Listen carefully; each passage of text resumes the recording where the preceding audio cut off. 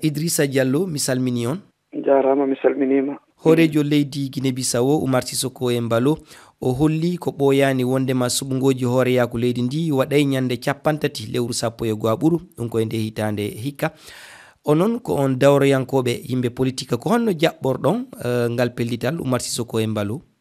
Bon, pour minen o mino sikki no tawa e laawol sariya Guinée Bissau par ce que ɓoyani ɗo ɓaawo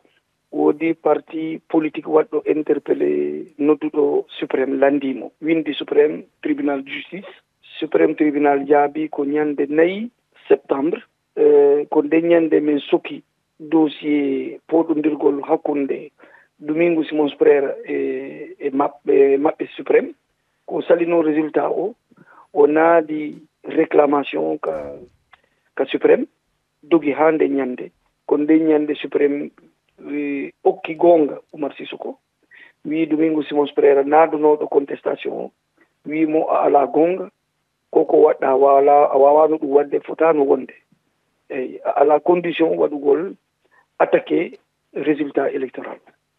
Donc ko nde ñande ɓe suki ko ɗum waɗi tribunal nangi ko nde ñande woni 4 septembre 2020 ko nde ñande ɓe suki contentieux donc ko nde ñande mandat Oumar Sissoko Embalo woni effectif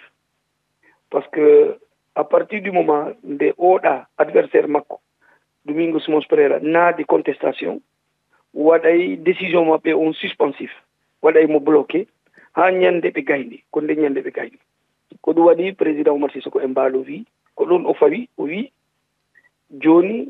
ko nde ñande ha fin novembre o watta date élection. Namdal ngal ko woni so hawri ɓe lundiɓe laamu ɓe jaɓari koko hoorejo leydi o waɗi ɗo ɓe holli kamɓe ɓe waɗay seppoji e nder ndi leydi wono hay Domingos Simões Pereira o holli kanko o ƴetta e laamu caggal 27 ndu lewru ɗiɗaɓuru e nder nde hitande hikka ɗo beele hande kulol ala wata ɗum jibin lurre wata ɗum jibin fitinaji e nder ndi leydi? Bon, mino tori Allah yo Allah wallu tawa lurral e probléme heɓaki Guinée Bissau ñande mi juuli fof ko ɗum mi toroto Allah par ce que leydi ala ka yeyete ala ka salsite ala ko jari jam e leydi mais Domingos Simões Pereira gila janvier 2020 imo golla yo probléme heɓu Guinée Bissau goɗɗo wata wonde kalifa daroɗa yeeso halifaɓe aduna o fof ara haala yeeso maɓɓe ɓe waɗama enregistré weta nde ñande saloɗa résultat Domingos min mi wonduno e makko Oumar Sissoko Embalo ko musidɗo am mais wari mo tawi men e coalition min wonduno e Domingos Simões Pereira ko o perdi mi wimo a perdi ko Oumar gani jaɓe résultat o sali wimomi sa waɗi ɗo probléme ko Oumar okkoyta ɗo lebbi manda ko ɗum min hewti hande ko ɗum woni nden ñalande siko sariya ndaara kanko Domingos Simões Pereira Nunu Nabiyam woni hoorejo ɓe appi Ibrahima Camara en e Oumar Sissoko Embalo hay goto e maɓɓe ala gonga à 100%. Hay goto e maɓɓe hande ko heddori men menen Guinée Bissau ɓiɓɓe Guinée Bissau yiɗuɓe jam ko heɗagol ko sariya o wi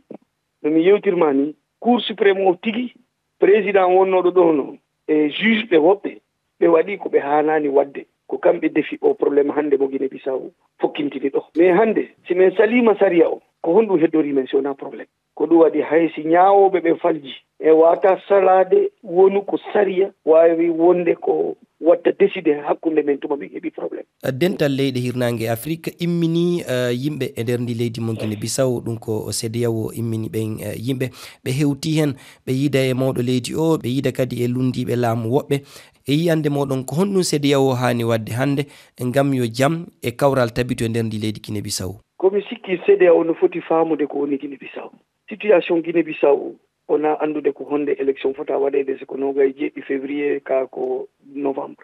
Guinée Bissau no jogui probléme tiiɗuɗo classe politique o gomɗinani sariya gomɗinani démocratie ko lappol yiɗugol violence saligol sariya ko ɗum waɗi Guinée Bissau wayno wayni ha hande leydi sino faala yaade yeeso jaɓay sariya ko laaɓi pos jaɓa démocratie ko laaɓi pos